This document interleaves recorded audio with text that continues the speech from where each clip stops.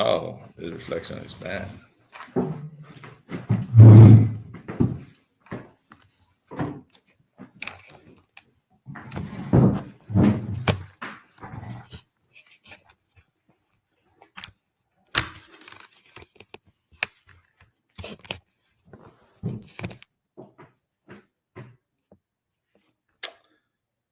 Hey, greetings, people. Greetings. Share the link if you can. Share the link.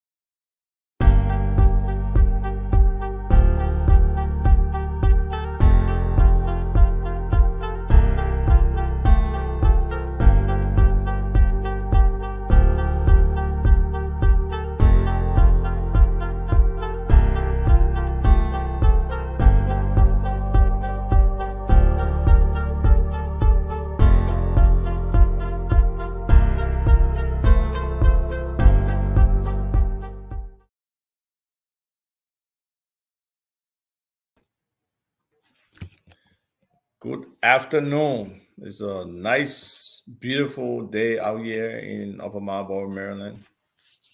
We got some sun going. I hope wherever you are, whatever your time is, the day is wonderful and beautiful for you. Today, we're actually supposed to be talking about technology, um, applied technology that could be relevant to our people. However, there's an issue that's on the table that my partner my colleague, George Famule, really wants to talk about. And in a way, I've gotten calls from a couple of people that it is an issue that we need to talk about because it directly impacts mindset, it impacts professionalism, it impacts healthcare, it impacts our disposition to healthcare professionals, it impacts how we think and how people think about our system, our healthcare sector, and all the other things that we need to kind of educate people about when it comes to this whole healthcare, when it comes to confidence in our healthcare professionals, and just that entire environment that we exist in, that a lot of times people don't have confidence in the system. And what drives that? What drives that lack of confidence? Is it failure of the system? Is it the inability of the system to cater to people's needs? Is it ignorance? Is it just how we have done it, how we are used to doing things? So we'll find out. And I will set the table and we'll probably reset it later. So we know a lot of people have passed mysteriously, some brutally. Okay, so George is there. Let me add George to the stream. Man, chilling by a pool. I like that. So How you doing, G? I'm good. How are you today? I'm good. I'm good. So what's going on? What's the discussion? Well, I'm trying to set the table. The fact that there are a lot of different perceptions on issue. Today, as you know, we're supposed to discuss technology and applied technology and how it's relevant to Liberia. But because of what's in front of us, so we have to table that discussion and focus on this discussion that is of particular interest to you. And that issue has to do with Princess Cooper's death. We wanted to bring on a couple of the doctors. One, the family doctor, Abel Momo. He's a cousin of Princess and also a medical doctor who has been there throughout the case. I reached out to him, but he hasn't responded on whether he wants to participate. We also reached out to Benedict Cooley, Dr. Benedict Cooley. He himself wants to give a little bit of space to the family. He doesn't want to prejudice anything. Let them have their own autopsy, and then based on the comparatives, then he can come on and probably discuss with us. So hopefully at some point he will come on. But for right now, we have to look at this from our untrained eyes and our exposure to what is happening. So over the last few days, since Princess died, there have been a lot of different commentary. And the rhetoric increased recently when the government did an autopsy. There are people on the science side, like George, like a couple of doctors I know, and some other people who says, look at the science, look at the facts, take the emotion out. This is a serious situation.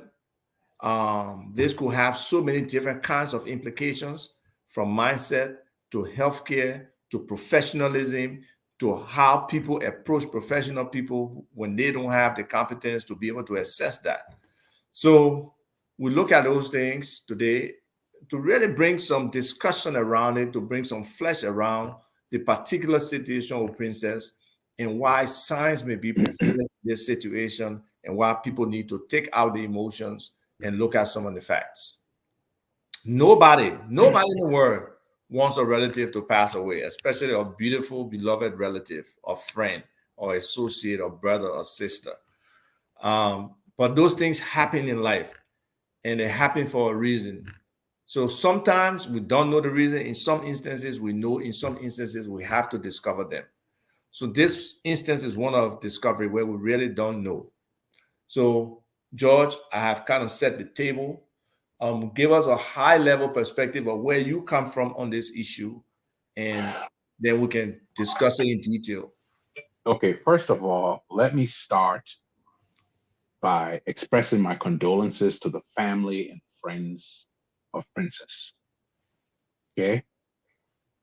Anytime a person dies, suddenly, it's tragic. Anytime a young person dies, is even more shocking. For quite a while, we have expressed concern about the state of medical services in Liberia. Mami, that landline phone you got there? No, that's my iPhone. It just rings like an old-fashioned phone. I like it that way. Oh, okay. So, one of the things we've expressed is the quality of healthcare that are available to Liberians. Okay. So I listened to all of the chatter around the death. And, anytime a young person dies, there's concern. Let me give you some background of my own. As you know, I run a medical facility. Right. I own and run a medical facility in Arizona where we have 3,000 patients. 82% of the patients that we have are over 65. Okay. About 9% of them are over 90. So what happens to these people who are over 90? Sometimes they die. Sometimes they die. Sometimes they die. But even the young ones die too, right? Yes, but they die and they're over 90. So what happens is we get a request from the medical examiner's office. We found your patient XYZ dead at home. Do you know of any reason, why this death should not be considered suspicious? Oh, yeah. The patient had seizure disorder. Maybe they had, emphysema or something like that. So, absent any outward evidence of foul play, they'll say, okay, this person had a condition that could have led to their death. Will the doctor sign the death certificate and say, that's it? Okay, the doctor will sign the death certificate. Hold on one second. Okay, so like George says, he runs a medical facility. He's married to a doctor. They have a facility. I'm married to an NP, a nurse practitioner. So we do have a lot of these medical conversations as well. And we'll try to see how our understanding and knowledge of the healthcare system here can be parlayed into what happens in Liberia. And that's one of the things where he and I will also have a difference of opinion on shortly, in terms of my perspective on some of the responsibilities of doctors and others in terms of shaping the public opinion. Okay. Other role. So George, go ahead. All right. So that's my knowledge in terms of how people are doctors and others are brought into the space in terms of cause of death and all of those kinds of things. So let's deal with the issue of Princess Cooper. Okay. One of the things that I tend to observe about Liberians, we are highly suspicious and superstitious. No question. Okay. We don't believe that there are natural processes that in which people die.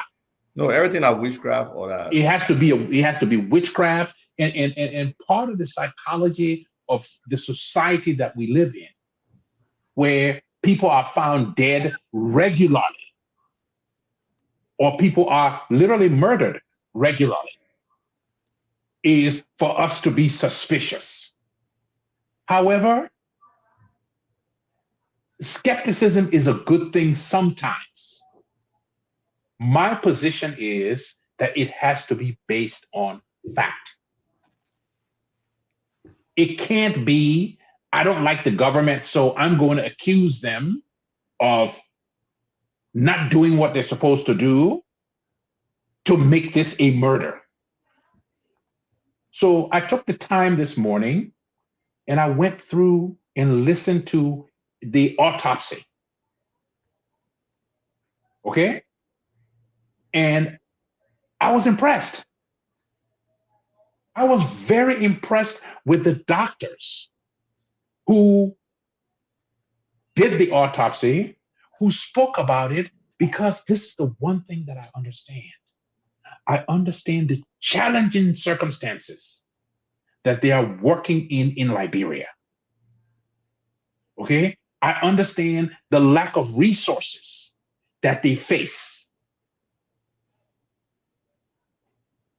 But I was impressed with the methodical manner in which they conducted the autopsy. And So, I must say, I agree with you. I'm one of those who believe there's something mysterious about Princess's death. well, I don't believe that. Hold No, hold on. Okay, go ahead. Yeah, you don't believe that, but let me say what I believe. I know you don't believe that. All right. And mysterious in the sense of we don't know why she died. We don't understand it. I watched that entire presentation by Dr. Benedict Coley. I was impressed myself. No disputing that.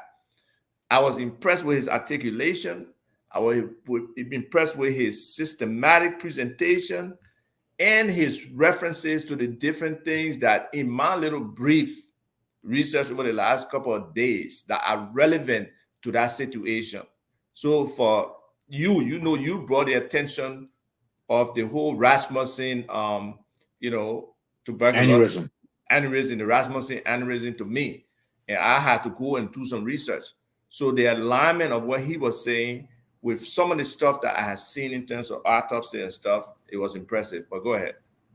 So one of the other things that concerns me is this need for Liberians to disqualify these people and say, oh, you are not a forensic pathologist. Okay? In medicine, in science, there is something called a gross examination. And it means we are examining this thing based on what we can see. Okay? One does not need to be a pathologist, forensic pathologist. A forensic pathologist to see somebody who has a gash in their neck with a cutlass to say, this is probably the cause of death. You understand what I'm saying? That cause of death is established by the fact that the person's neck is almost cut off. So we can see clearly on gross examination. Now, you may want to say, well, you didn't examine the other tissue. No, I didn't examine the other tissue yet. But there's a cut on the person's neck. And that's enough to have killed the person. So let me tell you. But you said that's an option. You won't be definitive. No, it's not an option, Isaac. If they cut your jugular vein and you bleed out, it's not an option. What about after the fact? Because we have changed, right? If they cut your vein after the fact, that can be found out, because here's the difference. Exactly. Here's the difference. If they cut your vein after you die, your heart doesn't pump that blood out because there's nothing to pump out. The heart isn't pumping. So that's the heart isn't pumping. So that's why the condition you have to get if somebody is cut with excessive bleeding from that vein or artery. They were alive at the time their neck was cut. Exactly. Then yeah. Okay. So I can agree. Let's look at what they did with the princess thing. And that's one of the points I raised. Go ahead. One of the first things they did was they did a full body CT scan. Yes. Okay. And what is a CT? What do we use CT scans for? To see if there's any breaks. Yes. Okay. To see if there's any breaks, to see if there are any or punctures or any kind of wounds. Right. It would show up on the CT scan. One of the things that showed up on the CT scan in the lungs is what's called ground glass opacity. Okay? That same ground glass opacity has been in the news for the last 2 years. You know why? Why? Because of the pandemic. And because it's pulmonary. Anytime you have a scarring of the lung. We lost your sound. We lost your sound, George. We lost your sound. Can anybody hear George out there? I think I lost his sound. All right, you're on mute now. Yeah. If you're on mute, okay, George drop off. Hopefully he'll come back on. But we did. Okay. But can you hear me? Can you guys hear me? Try and test, George. Let's see if we can hear you. Yeah, can you hear me? Yeah, I heard you because I could hear you. No, but I can't hear you through my headphones. Hold on.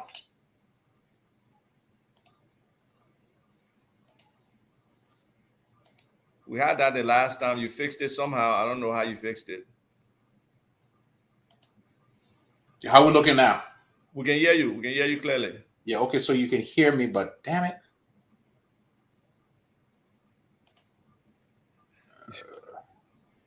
They can also hear you, but maybe you cannot hear us. Can you No, hear me? I can hear you through my speakers. All right, then drop the earpiece. Stop being cute. All right, so that same ground glass opacity also shows up in the lung examination. What you not do again? You hear your mute. Unmute yourself. I mean, you are a technology person. You tell you no people. You stay on mute.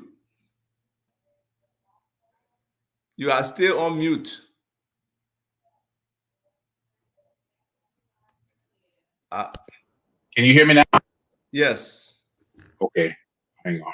Stop playing with us. Audio. It says that. Oh, I'm using 3. Is it using Russian headset and the banning those on the market? With two devil. When are you coming to show so that people can see you in your traditional form with you?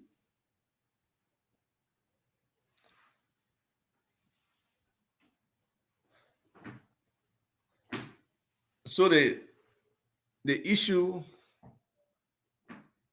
of those cars and the issue of that autopsy examination, I really believe everybody should listen to the doctor, because that's an area, again, I don't know if we even have a forensic pathologist in Liberia.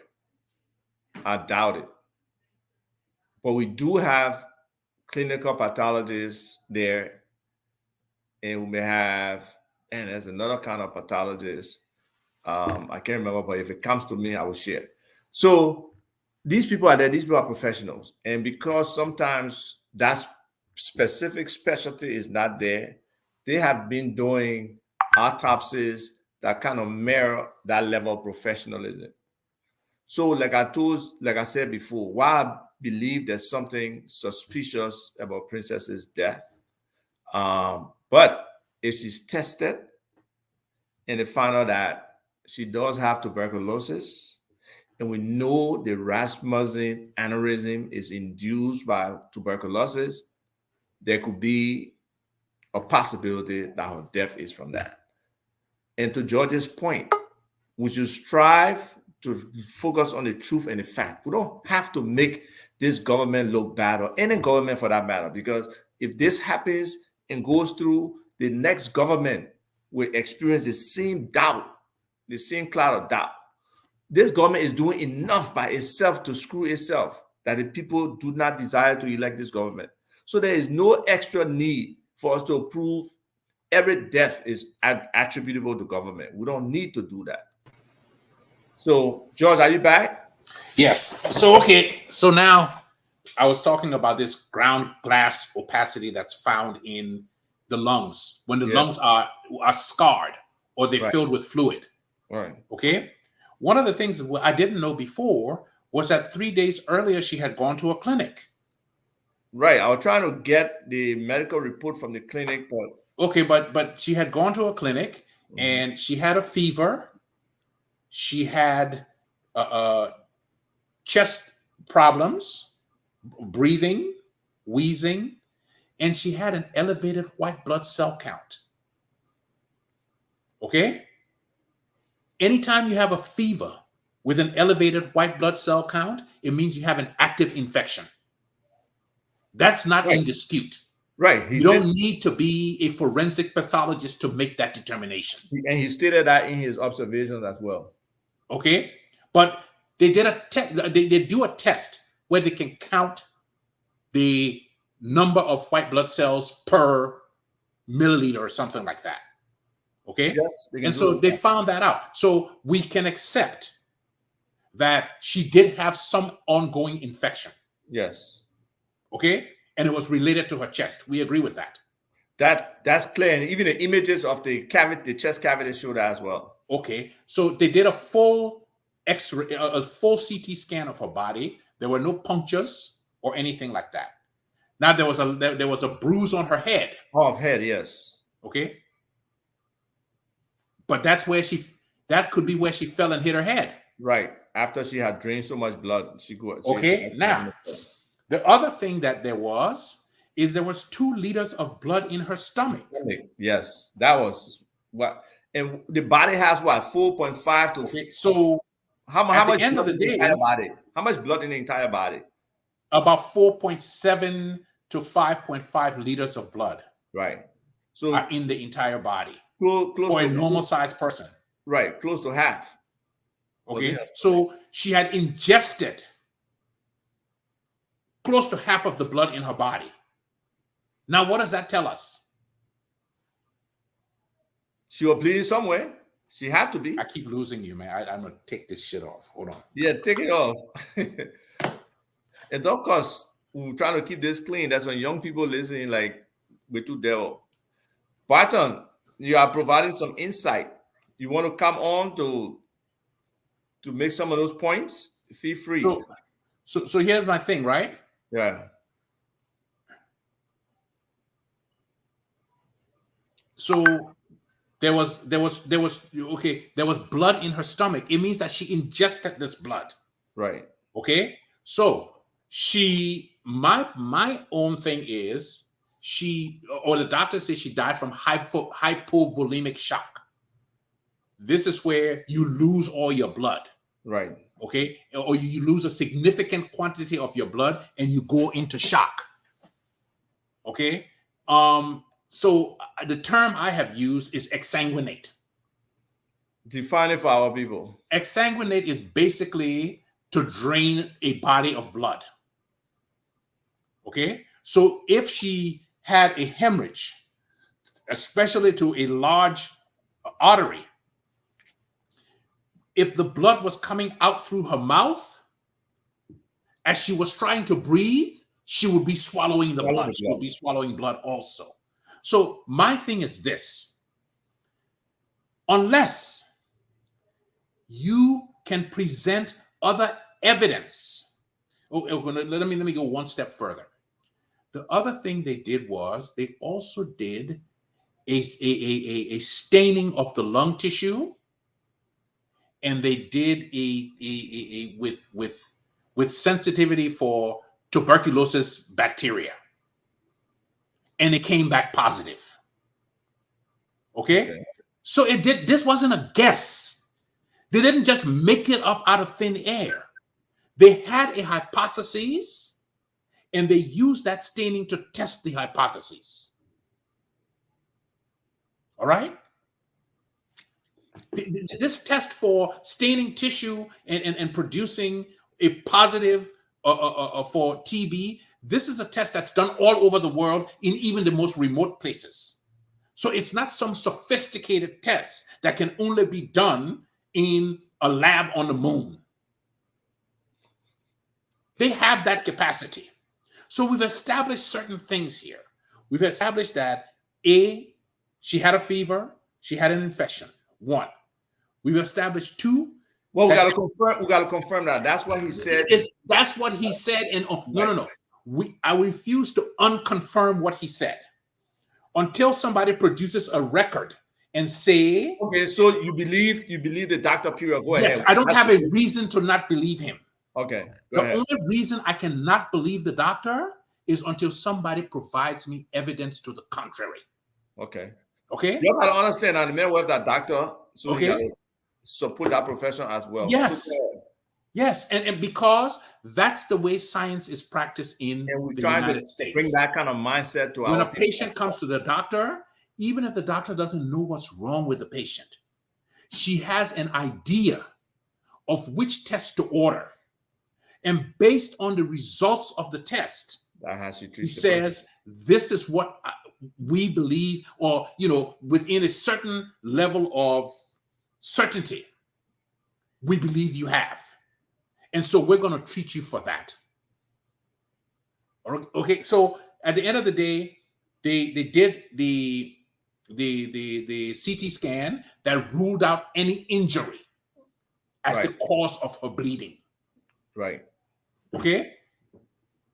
They looked at the lungs, both under the CT scan and by gross examination.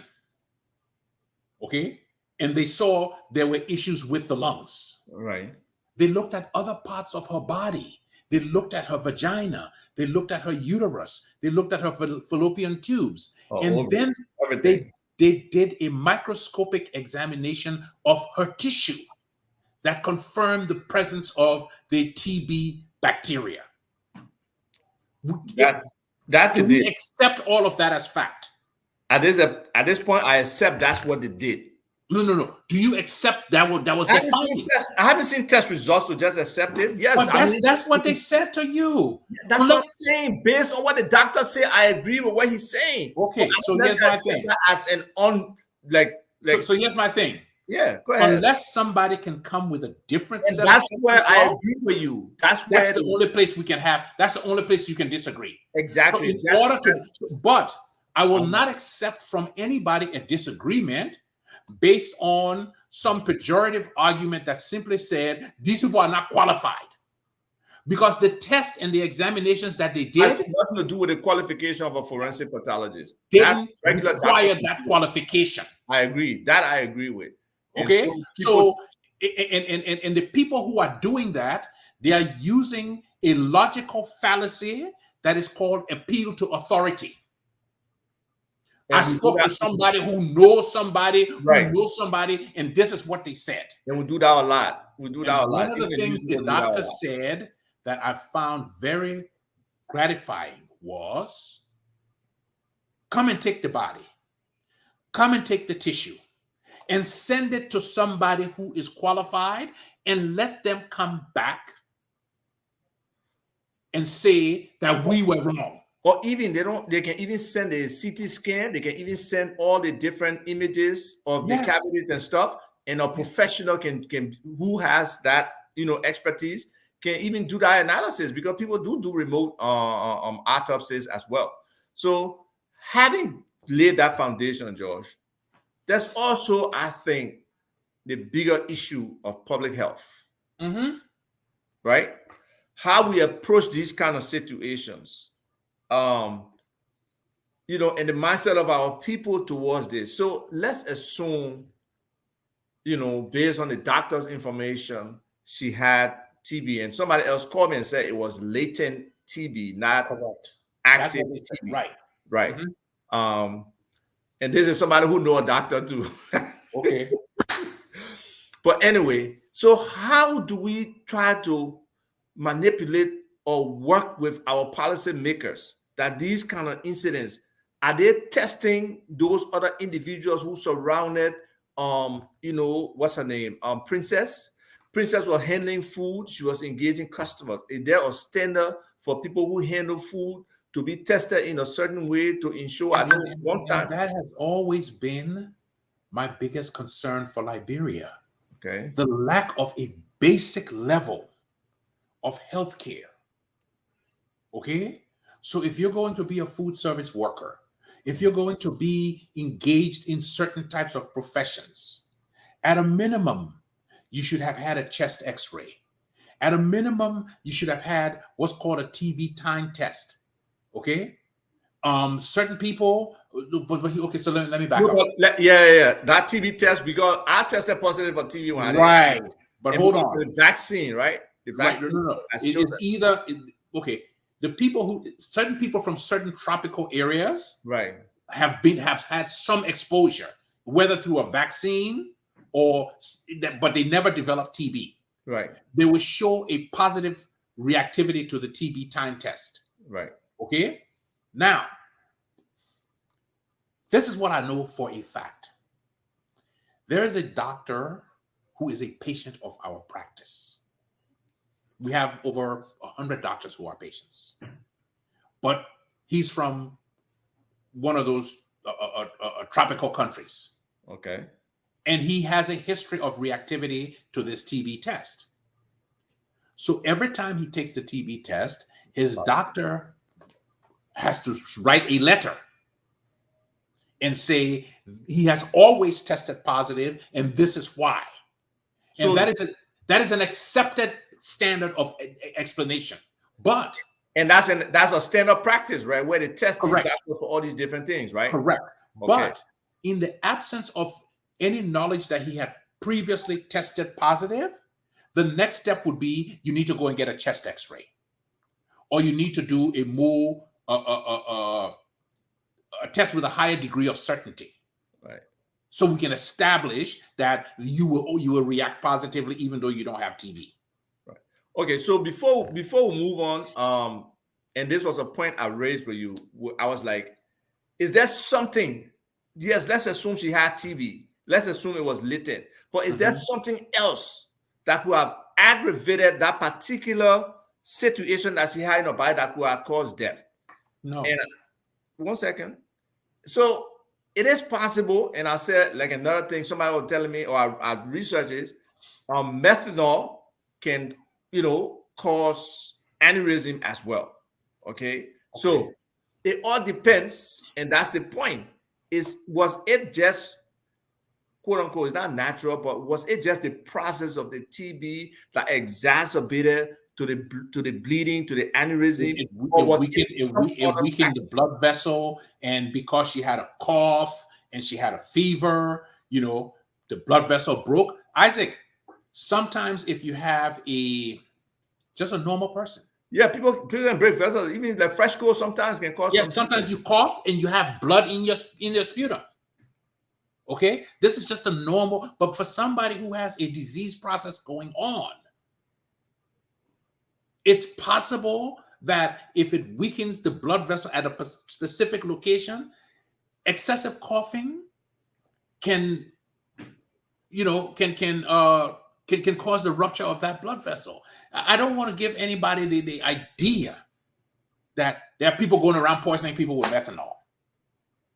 I don't know if it's available. There was just right. Because next thing you know, they will say people are importing methanol to Liberia to poison people. So it says, but here's the question: when you accuse somebody of murder, what is one of the first things you look for? You look for motive.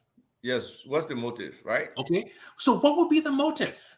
I wish I could bring one of the young men who would explain to me what the potential motive is, but I can't. What is the motive? Okay, but I mean, just let's do the exercise. So the motive would be that this person they were so intent on murdering her that they went and got methanol. They did research on Google and said, you need methanol to kill this person and make them have an aneurysm. So it looks like they died of an aneurysm, but even though the person has TB and you don't know this. Okay, so I'm just saying it becomes. So that means the person had to know that she had TB already. Or she had a weakened blood vessel or something. So all I'm saying, Isaac, is this. Determine the motive here. Our people need to steep themselves in science. Well, you said it from the beginning, though, and we've been talking about this for what, 30 years. This whole superstitious thing, this whole mindset that nothing can happen because of anything. How do we change that? That should be the. Let me just make it clear to everybody. Okay? Let me just make it clear to everybody. When I say superstition, don't get confused and think I'm talking about all the people in the country who practice witchcraft. Educated people. Even those of you who believe in God is superstition. Okay, let's not bring the atheists. No. Let's be clear. No, Isaac, let me tell you why. Okay. Seneca said, hold on. Who's Seneca? He's a Greek philosopher. Oh, okay, all right. Because we got a lot that somebody in Liberia in Senegal too. I thought that you were quoting. Seneca said that religion is regarded by the common people as true, by the wise as false, and by the government as useful. And that's a fact. And the preachers too find it useful. So yes, where this superstition plays in. If the government can convince us that whatever happened was an act of God, then it means that the government assumes no responsibility for repairing that thing that happened. You understand? Fully. So you look at our health situation. You look at people who go to the hospital and they die of things that can be easily cured. A simple thing like the inability to test people's blood sugar when they go to JFK before you start giving them glucose. So many people die because of that. Okay. Go ahead. But that's just God. No, as long as the government can do that and say, yo, let's just go pray. We do not infer any responsibility on the government. And this is why the superstition is dangerous for the population as a whole, because it means that we can't hold the government's feet to the fire. Or applying all those prayers and attributing everything to God with all works. So I don't have any problem with those of you who are superstitious, whether you're a Christian, whether you're a Muslim, whether you worship rocks in the country. It's all the same superstition. You just happen to have written yours down. Okay, that's the bottom line. You wrote yours down. That's what the Christian and Muslims and some of the other religions did, but the other people didn't write theirs down. They didn't write it down. But it's the same superstition. But let's come back to the issue, George. So let's get back to the issue. Yes. As long as we keep pushing these things, we don't get to how do we solve these health problems in Liberia. Okay. Right. I heard somebody saying, I saw somebody wrote, somebody would get TB and they would die. What knowledge do you have? But wait a minute. What knowledge does this person have of the different? Someone who has TB will leave the house to go buy on someone else's property. The doctor is a joke. So obviously that person doesn't seem to understand that if you have TB, that stuff can happen anytime. Anytime. And it also, so my question to TT is, what understanding do you have of the complete disease process of TB? No, for me, before I even go to that question, I want to know, can we trace the activities or the steps of Princess the few hours before her death? I have not seen anything that clearly says, because some people say Princess was there in that particular area of that building from the night before. Some people say no, she went to a catering thing during the day. She left from there and said she was making a run. She was at the EAW place somewhere opposite the Fawaz place, sitting down with people, and then she left and went into the building. So Was she going to the bathroom? Was she actually there? Where is her actual itinerary of activities before that time frame? So here's my thing. You know how long it takes somebody to bleed out if they cut a major blood vessel? Oh, it's like short, very short time. No, very short is not. Very short is not a number. You can bleed out in 3 minutes. You can literally bleed out in 3 minutes. Well, as soon as you start losing blood, you start getting dizzy anyway. That's the first thing. Yeah, but if your heart is pumping and that blood is being lost, it will happen in 3 minutes. And Natalie, I say hello. Joy, say hi, Natalie. Okay, so at the end of the day, let's dispel with the superstition. Let's stop accusing. Listen, how many doctors does Liberia have for the entire population? I know. Have we reached 1,000 yet? 1,000? I don't think we got more than 200. Are you we sure? We don't have more than 200 doctors in Liberia. I went to the medical school program, the honoring program, like a few months ago. I think there were more than 200 plus doctors there. Not possible. I disbelieve that. Okay, we'll find that number. We'll find that number and discuss on the difference. Practicing in Liberia. Okay, but it's a far cry from the number of doctors we actually need. Oh, yeah, we did. Didn't we do that? The doctor. We did that. Okay? So I have problems with these people savaging these doctors. Okay? And, threatening to release their school grades. Wow. To disparage them. You're not far off. This one said 2018 report, the country has just 298 medical doctors to care for that country of 4.5 million at the time. And we should have about 4,000 doctors.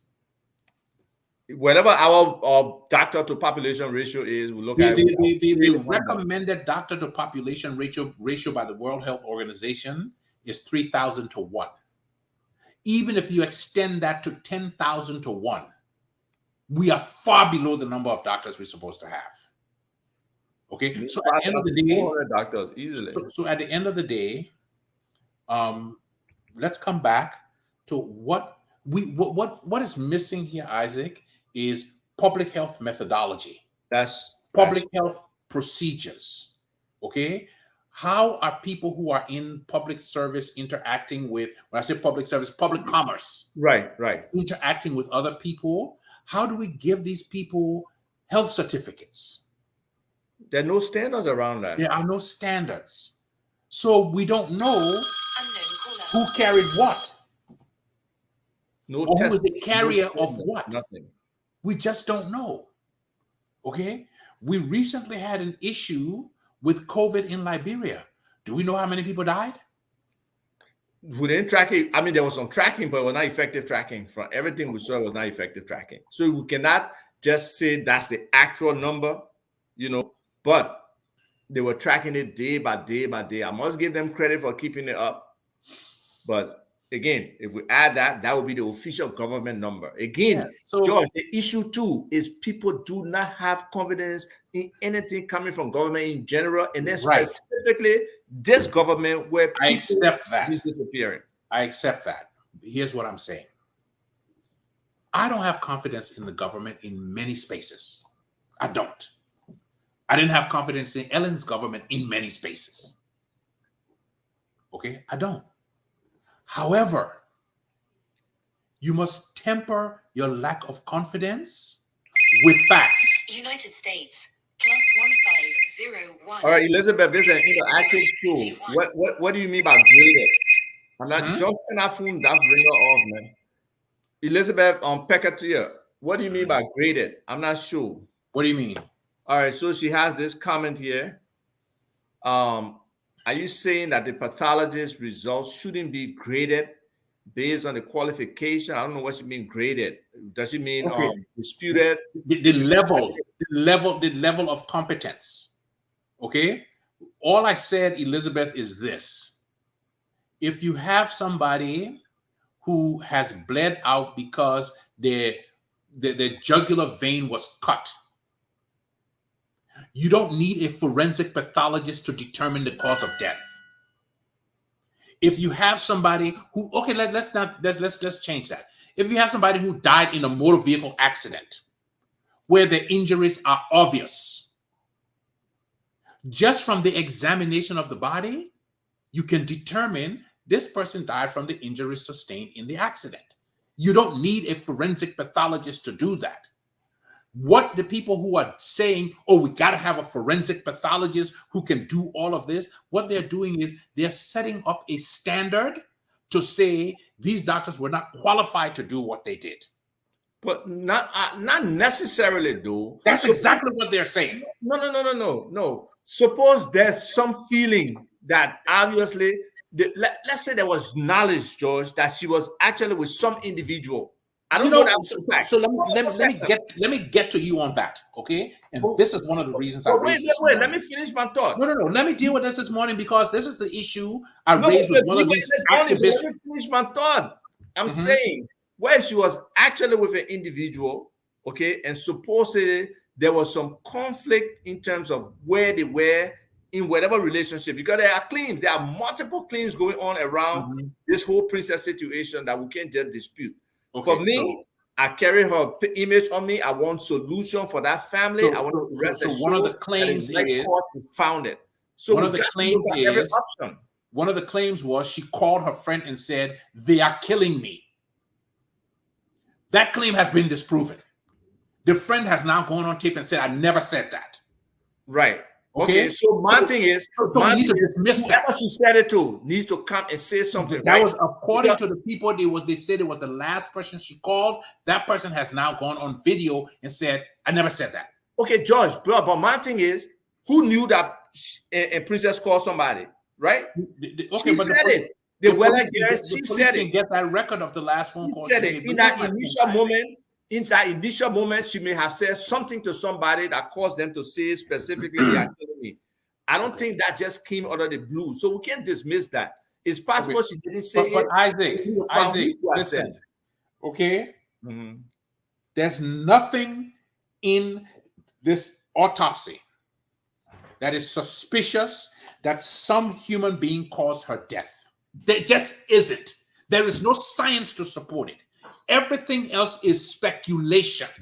And speculation in the absence of facts is nonsense. That particular phraseology, I agree with you. It's nonsense. There is fact, but again, we just agreed basically that there can be another pathological test of this situation. Yes, but guess what? There was no murder. This person bled out because they had an aneurysm. It was not murder. Let me tell you something. Right. They had an aneurysm. You remember, what people are saying is possible that something spurred that aneurysm. And it's not possible. But it's not possible. It's not possible. No, it's not possible. Let me give you an example. Okay, give you an example. Do you remember Pete Maravich? Yes. Pistol Pete. Yes, he played basketball. NBA, LSU, averaged 44 points a game. Okay? One of the best basketball players of his generation. Played in the NBA. About 4 or 5 years after playing in the NBA, Pistol Pete collapsed and died. Just died. Everybody was shocked. The speculation was, oh, maybe he was doing drugs and all of that. When they did the autopsy, guess what they found? He was born with a congenital heart defect where he only had one coronary artery. You are normally born with two. And this man played basketball at the highest level. Okay? You go on mute, Isaac. Nobody witched him. Okay? There was nobody witched him. Nobody murdered him. Nobody caused his exertion to death. Because the people have the scientific stuff and it's okay. So, but this is why listen. It's established. We need to establish that mindset that respects the sciences, that respect professionalism. But everybody feel once somebody working for the government, they are compromised. They just do government bidding. So let me ask you this question. The mindset here today. Let me ask you this question. Yeah. Okay. We don't trust the government and the doctors who work for the government who did the autopsy. That's the premise, right?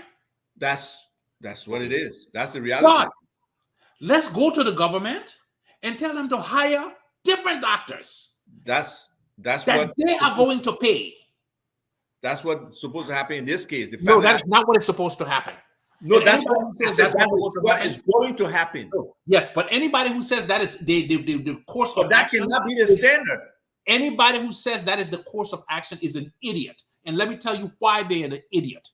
The concept of the people. No, I ain't cost nobody. I said if you take this position, you are an idiot. So the best thing to do to avoid being an idiot is to not take the position. Okay, now let's get back to why. The concept of an independent autopsy means the autopsy is independent of who? Of the government. Yes.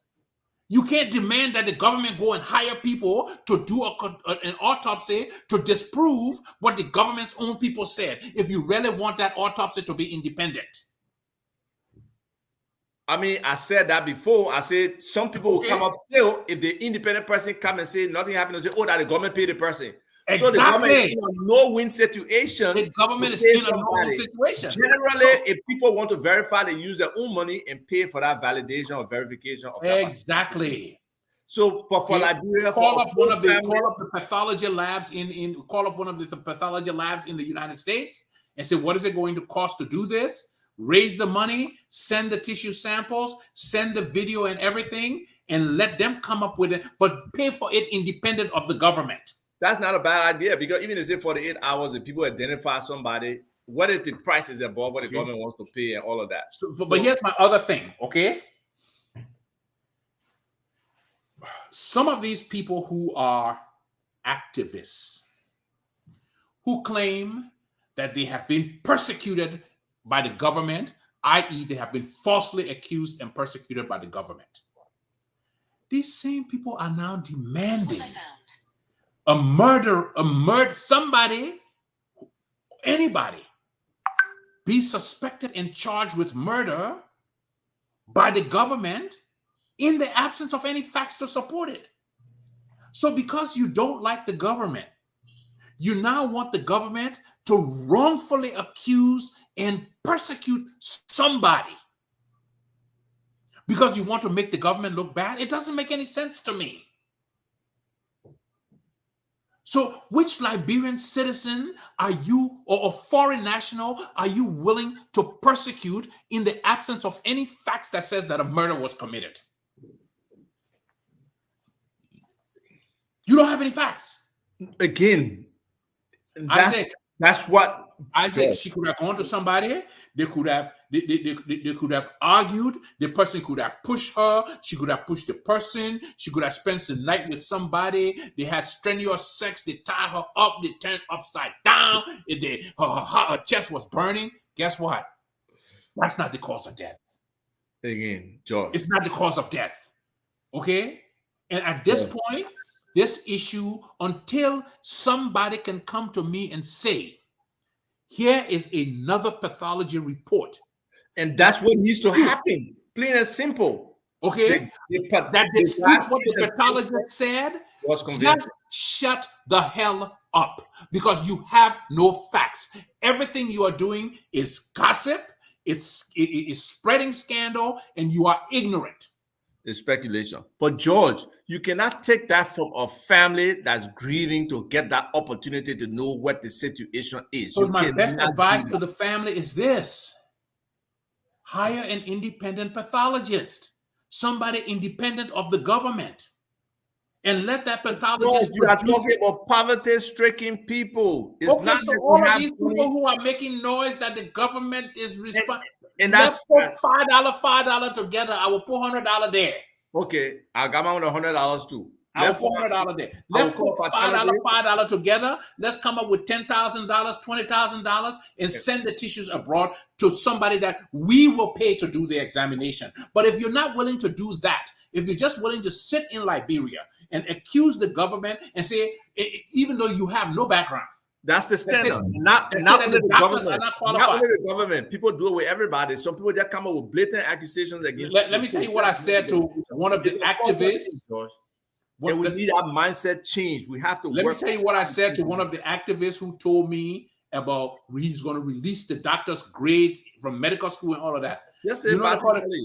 No. You know what they call the person who finished last in medical school? The person who's at the bottom of the class in medical school. You know what they call them? What do they call that? Doctor. Okay? That's what they call them. It doesn't matter. But sometimes grades are not. Do you get my point? Performance. Do you get my point? Grades are not Isaac. Yeah, okay, Isaac. Agree? But here's my thing. The people who are making the claim that they are not qualified are not in a position to say they are not. They are not in a position to say they are not. Okay, there's another person who donating $100 to the second autopsy. I believe we can raise that money. We got 300. So we call and you see bottom answer the question. Well, bottom was probably at the bottom of the class. No, I'm just teasing that. Bottom, don't listen to that guy. Bottom, don't listen to him. Bottom is sharp as a whip. I'm just teasing him. No, but seriously, George, your point is valid because people will still say, "Oh, that the government paid the people." Yes, the person ahead of time, it was going to pay them. Look, and that would be my position too. Going forward, I don't think there will be anybody more critical of this government than me. If the autopsy cannot be independent if it's paid for by the government. That's what most people will say. So let's see what it would take for somebody to interpret those results and find out how we can raise those funds and do this independently. Okay. Yes. And this person is right, George. Like I was saying, this government has not shown the people any reason that they are credible. So even when they use people, I agree. They don't feel. I agree. Look, I agree. But here's my thing, Isaac. Okay? There is so much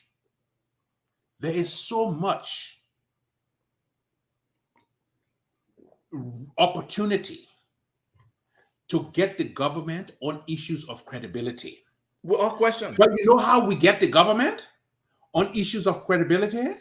Mm-hmm. We apply science to prove that it doesn't matter what the government says, it can't be this way.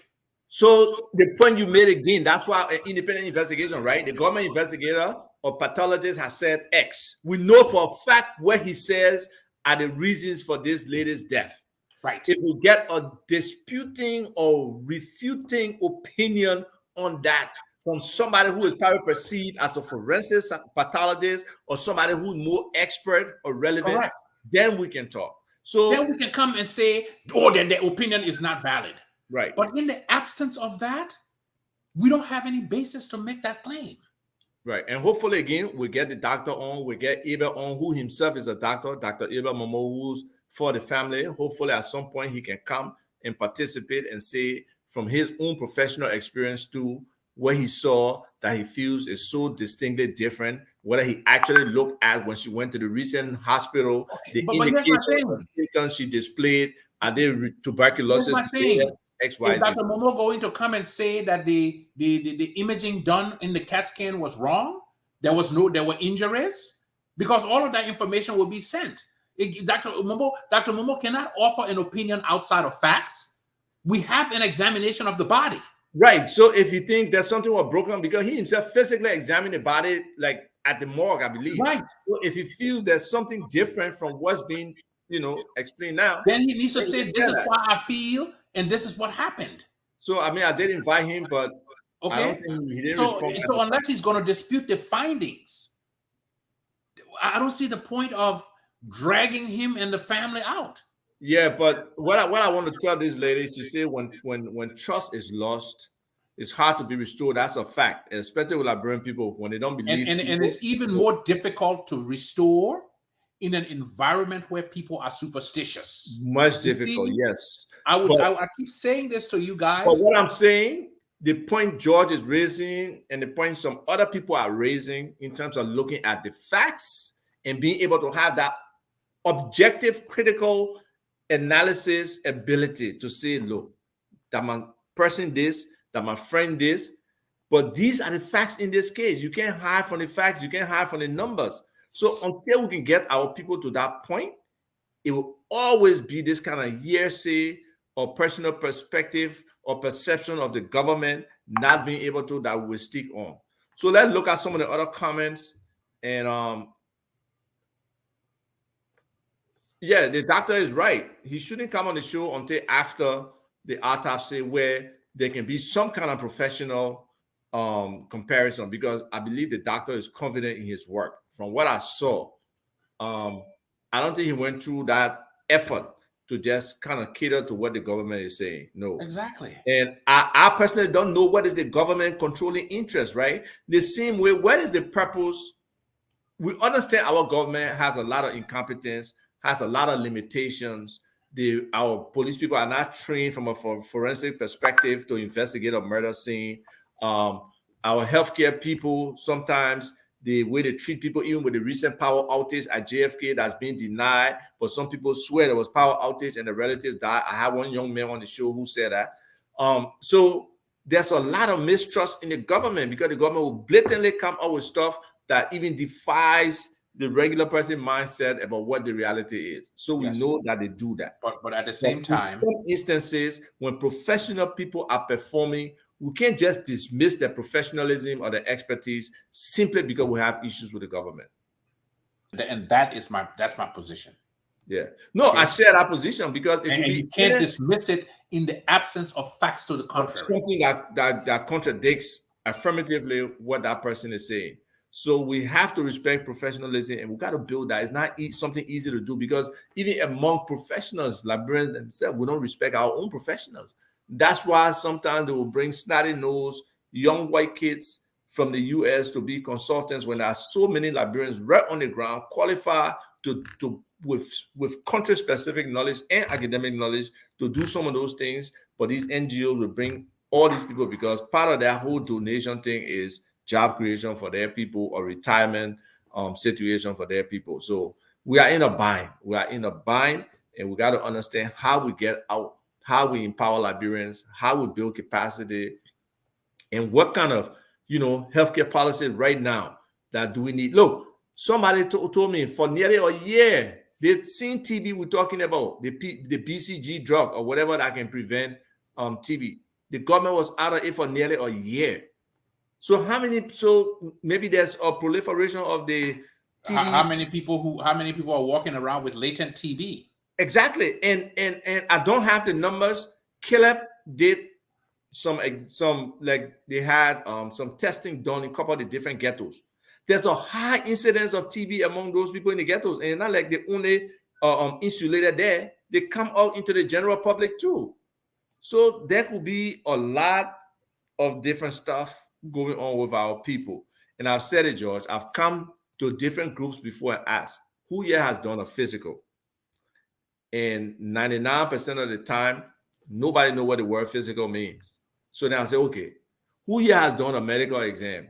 And they look at me like I'm a joke, because nobody just does medical exam in Liberia. It's not a standard, it's not a routine, it's not a part of care. I'm like they got protocols for babies to visit a doctor XYZ amount of time. After you leave that baby age from maybe 5 years old to whatever, you got a certain number of visits to the doctor. Even as an adult, maybe once a year or twice a year, you want to do a physical or something like that. But those standards, it's not ingrained in our own system. And again, we don't have the healthcare capacity to take care of that. So, we need so much, man. We need so much. That's why it's so disappointing that as much as Ebola affected us, it was an opportunity for us to build our healthcare system. It was. Madam Sally failed there big time, miserably. COVID happened. COVID was another opportunity for us to re-up, even though the people were skeptical based on what we had done. We could not show any of the tents and other things that we have that was supposed to be kept at GSA with Mary Brewer and other people. When COVID came, we didn't have some of those things to show the people to see what was left over. So it's a system that really, really needs attention. It really needs focus, because I don't care what we say. If we have a sick population, we are not going to be able to move our country development needle forward. we have a superstitious or people focus on just praying and not working, it's not going to happen. So, we need to find a way that we can change mindsets around some of these things. And mindset, not only the people in the street, but mindset from a government perspective, how you lead, how you propose policy, how you implement them, how you monitor, how you control. All of those things are effective things. I sent you something in the chat. Let me just give you one of the things that we do in our practice. Everybody who reaches 65 and they transition from regular insurance to Medicare, okay? And Natalie will verify this. When a new Medicare patient comes to us, we have to do something called a welcome to Medicare visit. Okay? And as a part of that welcome to Medicare visit, the government requires us to do what's called a AAA scan, an aortic abdominal aneurysm scan. Oh, wow. Okay? So what they want us to do is basically screen everybody who's 65 or older in the very first the welcome to Medicare visit. There's a list of tests they want us to do. Okay? And here's why. They just don't want to know, these number of people got aortic aneurysms. If this person has an aneurysm and they have an event, it will send them to the emergency room. It will send them to the hospital. And that hospital will cost us hundreds of thousands of dollars. So if we can do a scan really early, it's possible that we can catch it and repair it. By the time it's too late. So my point is, the incidence of this particular type of problem is so high that the government says we need to screen for it, so we can try to prevent it. Okay? How many times do we do, how many people even check their blood pressure once a week in Liberia? Zero. And even those who got high blood pressure, they don't. Okay? How many times how many people in Liberia have pulse oximeters?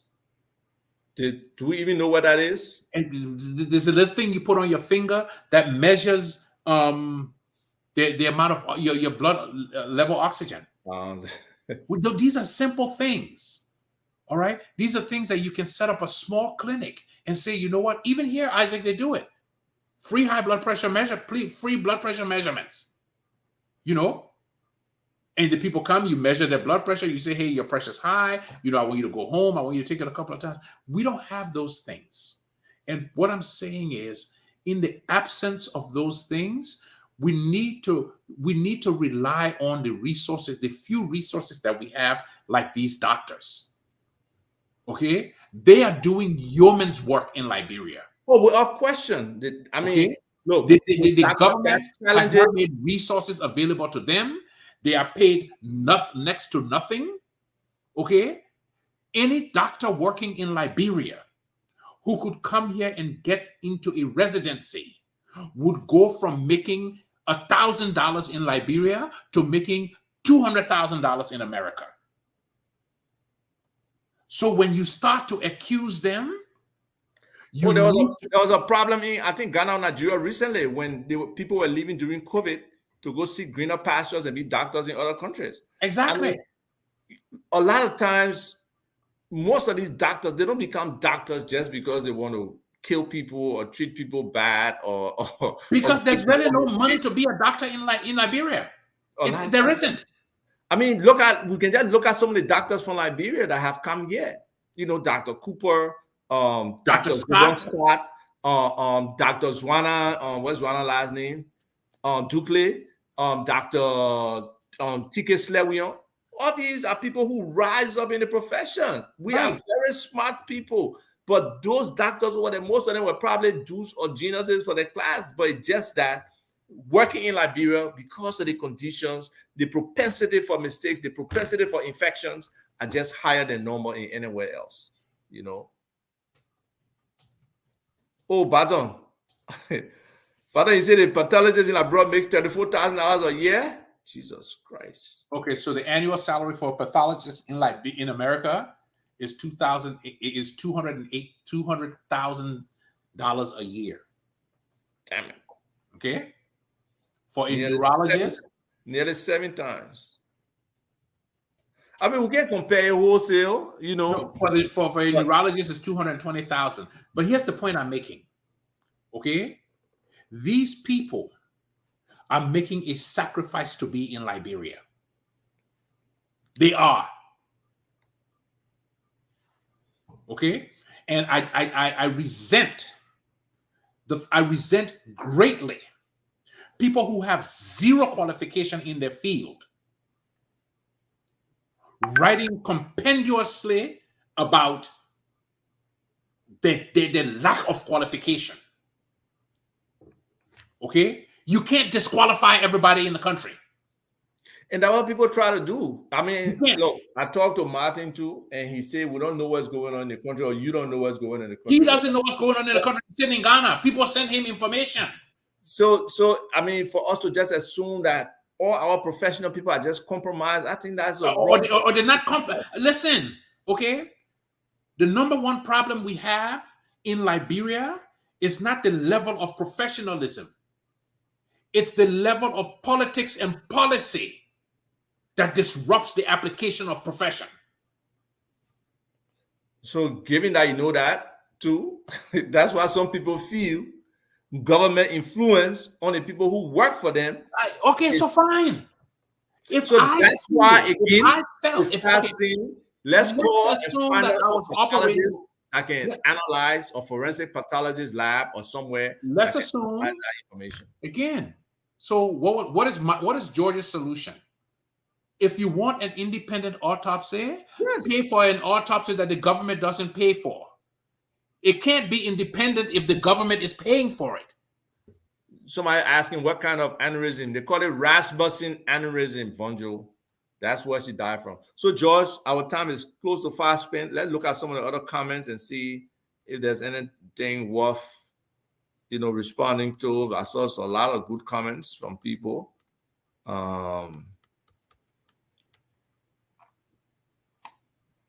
Yeah, this is a good one. That a body cannot be manipulated, especially one that has passed and is in a certain state, just to reach an alternative result, even though sometimes people do try, but now we can hear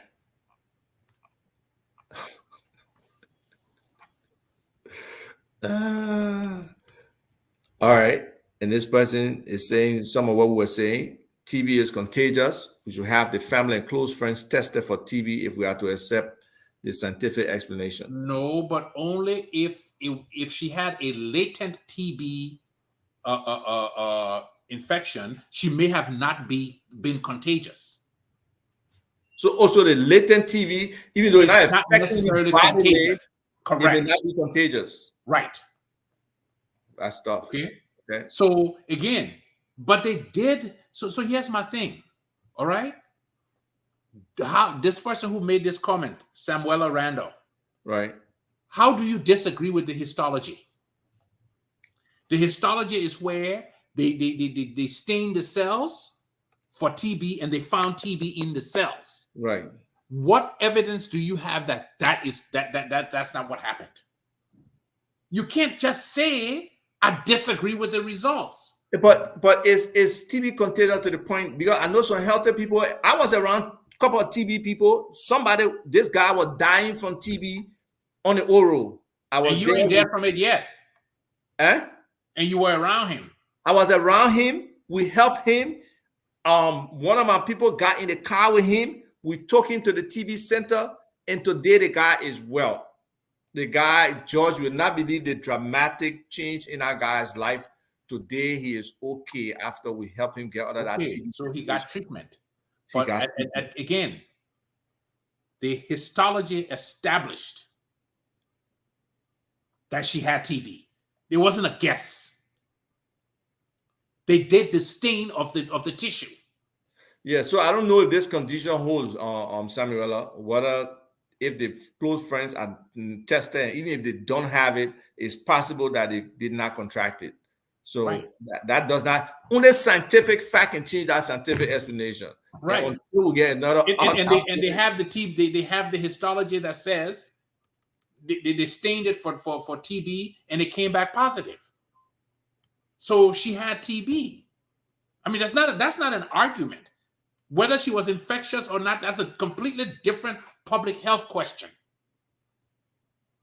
But there's no way to dispute what was found in the histology. Okay. So I think we touched on Bottom's comment before, that the only thing you can say is did something aggravate the coughing leading to the rupture of the aneurysm? I think we kind of touched on that before. Yeah. So I think, but that wouldn't be murder either. Maybe I made her angry. You know, maybe I said something to her and her blood pressure rose up and that caused her aneurysm to burst. That doesn't mean that I killed her. So again, yes. Somebody is about policy now. Please ask George what are his thoughts on allowing a TB infected citizen undergoing treatment to roam freely, or are there severity or levels of TB with mild causes allowable in the public space? That's something for public health people to answer. Yes, based on whether or not people are infectious X number of days or months after they have started their treatment. Okay, right. So again, what is lacking here is national policy. We don't have it. We don't have that. Hopefully, there's an opportunity for them to look, because and every tragedy in Liberia is an opportunity. It's an opportunity for change, but we lose on those opportunities because government does not want to take action. Government may not want to spend what it takes to set up that particular process. But let me tell you, make things happen. Let me tell you what I know about Liberians. Liberians are the most disgustingly selfish people I know. I will repeat that. They are the most disgustingly selfish people I know in their tragedy. There is an organization in the United States called MAD, Mothers Against Drunk Driving. Right. You know how MAD was founded? Because somebody's son died. It was founded by a woman whose daughter was killed by a drunk driver. Well, I thought it was a woman's son, but go ahead. And it became a national movement. She committed her life to it. Yeah. That it would not happen to one more person. And because she committed her life to it, they got laws passed in every state about drunk driving. In Liberia, all of our tragedy is independent of the society. You understand what I'm saying? Well, I won't just realize that, George. There's a lot of societal support to some of the incidents. No. Yes, let's take for example. It doesn't transform into a movement, though. It doesn't transform into a movement. Now, how can this particular situation with Princess be leveraged into something tangible? Okay. So, whether she was murdered or not, how a couple of things we could do. We could ask for a Liberia Forensic Foundation. Okay? We could raise money to fund that foundation. In the case of deaths that are suspicious, okay, that foundation can step up and say, we're going to pay for the forensic thing. We're going to go to establish that. Let me tell you what that does. It means then, even if the government's doctors are less than qualified, they will always use their best judgment because they know that there's an organization there that is available to challenge what they found. That's what everything we're just talking about that yesterday, me and some people about Better Business Bureau. You want to turn it into a movement? So you said, listen, okay, she died of an aneurysm that was due to TB. How can we make sure this doesn't happen to somebody else? What is our TB policy? Do we want to set up a TB testing foundation? Are these the type of things that we want to make into an independent body that funds these things? But we internalize all of our tragedy, and it becomes just for us. So I'll give you an example again of the people who died, who are claimed to have died at JFK. 21 persons. Okay? Now, what is it going to take for us to say, you know what? How much is it going to cost to get solar in the JFK yard? Because the JFK yard is huge. Very big. They have a lot of people there. So that we don't have to buy gas. Who comes out and says, this is something that we need to do to support JFK? Because you know why? None of you know when you're going to end up at JFK. But George, just like here, right? Where they have essential employees, there are certain agencies of government that are so essential, they always have to be protected and have services available to them. That priority has not been taken upon by this government or even previous governments. So here's my question. If you live in Liberia and you have means, and you may end up at JFK if you have a medical problem, doesn't it behoove you to make sure that they don't run out of gas in the generator? Collectively, it should. Yes. For many of those individual fees they can get out of the country. Well, guess what? Guess what? Didn't something happen the last time? Guess what? You get to play the numbers then. The gambling. Playing the numbers. Well, that's what we have been doing, gambling with our people, gambling with our own lives. I'm one of those people, I don't believe in luck. I don't. Luck is hard. I don't believe in luck. Okay? Dr. Benjamin Mays, he said luck is where opportunity meets preparation. Gotta be prepared. Okay? If you are not prepared, you're not going to have luck. Okay? And don't think that God is going to bless you. Because then it calls into question why he didn't bless the other guy. And that's why some people, I mean, I see the people in the accident, 50 people in the bus, 40 people die. They say, God bless those 10 people. What happened to the other 40? Going like them. That's why I say going like Liberia. Right. You go to play a soccer game, you pray. No, maybe you need to practice. Okay? So you can be better than the other team because there's no magic involved. And you notice, but here's the thing. Okay, so let's just have a little fun here. Real quick, Isaac. You notice how when these African footballers go to Europe, they excel? The medicine strong and cross the sea. Okay? They excel because their physical gifts can now be channeled methodically in these European countries. And it comes with the training, exactly, fitness, the diet, and other things that everything natural to another level. But that same guy, you leave him in Ghana, you leave him in Liberia, he never gets to that level. And again, they're not rewarded at that level locally, most of them. So that's another hindrance. Like this guy is saying, resource scarcity may be a major problem for us to achieve, even among ourselves as private citizens, to start something like, the foundation. Yeah, but we don't, like he says, we don't act unless we are personally affected. So here's my thing going forward. Let's leave it here. Okay. Right. Let's accept, okay, that there are people who have skepticism who are skeptical of the government's position. Right. Okay. You can only level accusations of incompetence or fraud unless when you have produced another report that disputes the facts that they have provided. To that end, I'm willing to contribute $100 to an independent autopsy that will have nothing to do with the government. If you're not prepared to do that, then just shut up. I don't want to hear anything you got to say. Don't waste my time. Right. So yes, we'll look into that. So that's basically your closing statement, right? Yes, we're talking about practice, country devil. Just like I was Ali Amasi. practice.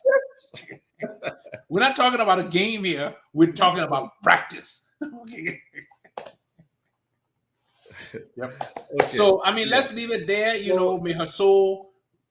Nah, you know, I don't believe in souls, so I don't even know what to say. Okay, you can't say, but I would say, may your soul rest in peace. Okay, great. I hope So the family, you in the next few days or so, we can identify a way that this family can really understand the facts around Princess's death and just be able to they will never forget her, because from what I see, she was a vibrant personality, friendly, engaging, XYZ, basically, like the guy said, providing significant support for our family. So we can't take that away from them and that negative feeling or that loss.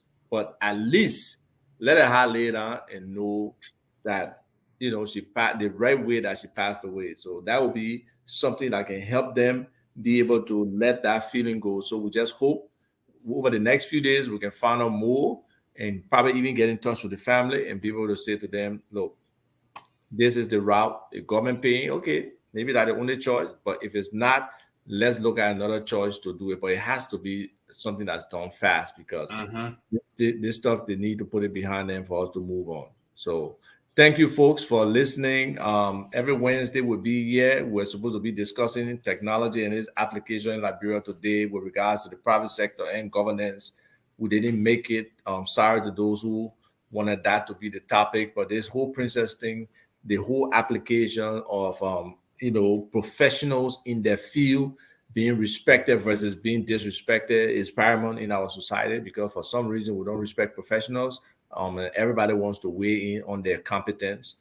The issue of public health, the policies around that, what needs to happen in this kind of situation, those are things that we all need to focus on. So thank you for watching. We'll continue trying to build our people in terms of their mindset, in terms of the fundamentals that need to happen for us to move this country forward. Have a wonderful, wonderful rest of the week. Thank you.